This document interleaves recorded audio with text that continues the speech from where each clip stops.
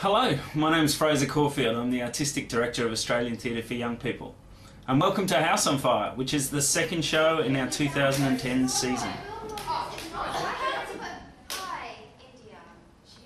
Hello, YouTube. My name is Joe Turner and I am the director of the play called House on Fire by Debra Oswald.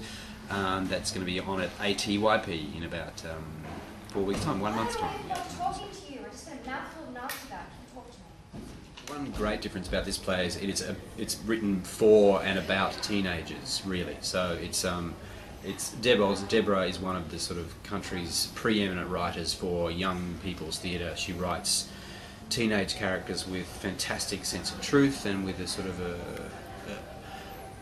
of deals with issues that I suppose, and without sounding condescending, that teenagers would be interested in.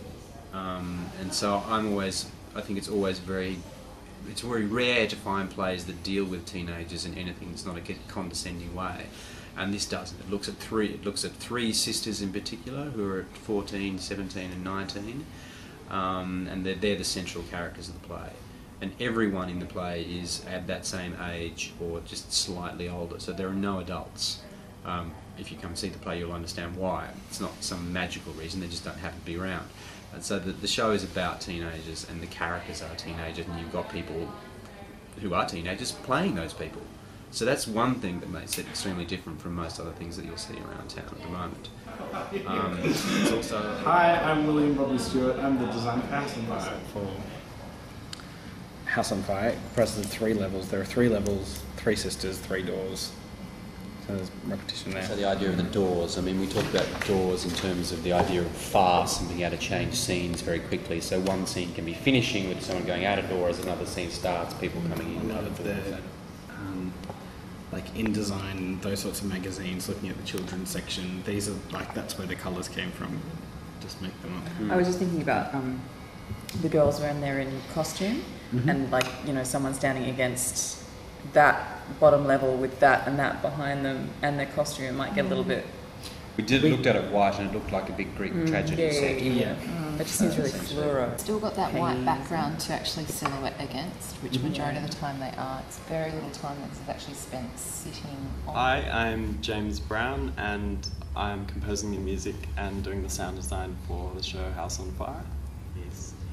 And through the acting and through the music and sound, it's a constant build right up until the end. So it's been quite a challenge to figure out how to work that in without it becoming too intense, but while maintaining the tension throughout. If an audience coming to House on Fire, I think, should expect to laugh because it's hysterically funny. But to see something that's also got a really meaty core to it. There's a wonderful story, it's a tragic story at the heart of the show. They should expect to see something that's full of colour, full of energy and full of teenagers. So that was a little insight into House on Fire.